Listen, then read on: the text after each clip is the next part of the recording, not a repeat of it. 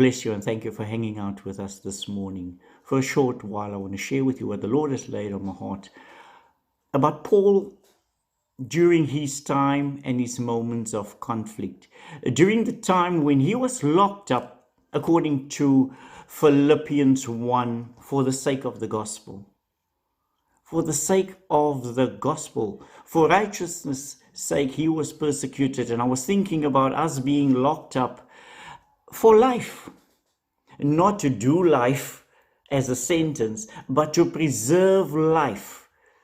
You see how different our causes, our purpose, our reasons for being locked up is. Paul was locked up because he was pursuing righteousness, preaching the gospel. And we, on the other hand, have been asked to restrain ourselves, to live under lockdown for 21 days to preserve life. So who has more reason to moan?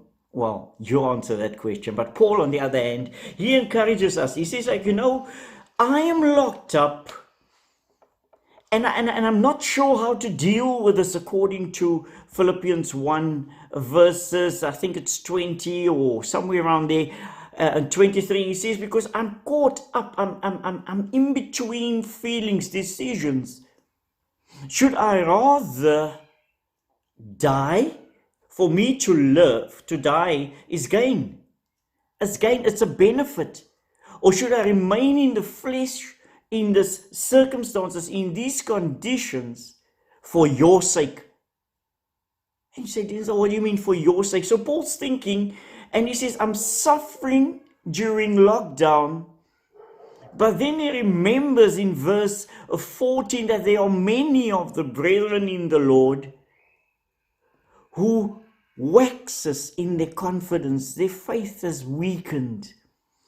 And my bonding, if me being in bonds, gives them or renew their boldness to speak, then I will stay. Then I will stay. I will remain in the flesh in this prison.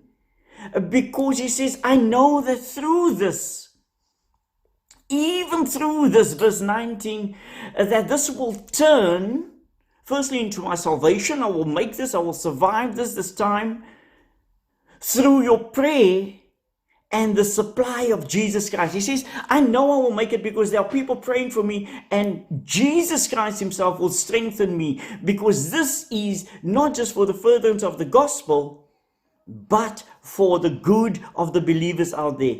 Now, I was so encouraged when I saw that, because he goes on and he says, man, for me, I know to live is Christ. I live for Christ, and to die is gain. So what shall I choose? What shall I choose during these trying times, in my moment of conflict, in my moment of bondage? He says, shall I die? Because if I die, it's gain.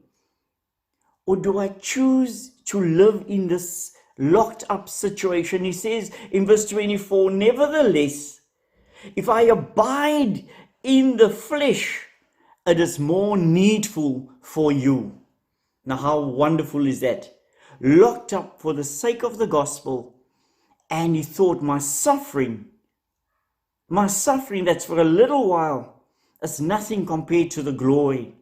Because the kingdom will be advanced. Believers out there will be strengthened. So beloved, during this time of lockdown, while we are so used to being out in the sporting world, encouraging, unleashing potential, winning, because therein we show our worth and our potential, take this time, take courage that in these 21 days, while 14 or something days left, our lockdown, our moments spent with Christ, when we come out on the other side, it will be for the better, for the good of those that we can add value to, those that we are called upon to encourage.